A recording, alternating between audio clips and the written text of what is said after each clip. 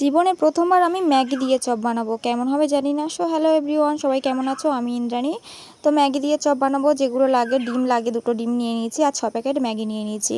তো এখানে ম্যাগিগুলো এক এক করে কেটে আমি সিদ্ধ করে নিচ্ছি, একটু সিদ্ধ করে নিলে সুবিধা হবে। তো সিদ্ধ করা হয়ে যেতে একটু ছেঁকে নিচ্ছি, তারপর একটা পেঁয়াজ আর কয়েকটা লঙ্কা নিয়ে নিয়েছি।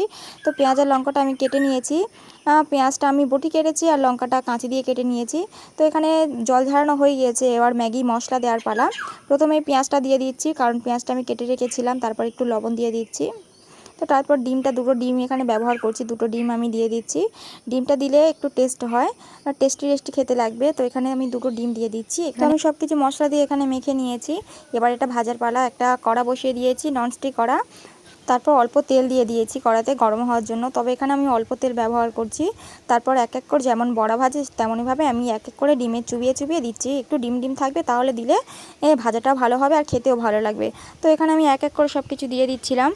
আর গ্যাসে করছিলাম, কারণ গ্যাসে না করলে এগুলো চুঁয়ে যাওয়ার ভয়। উনুনে করলে করতে পারতাম, কিন্তু উনুনে আমি করিনি, যদি চুঁয়ে যায়। তো আমার এখানে ভাজা কমপ্লিট হয়ে গিয়েছে। তো টাটা আজকের মতো।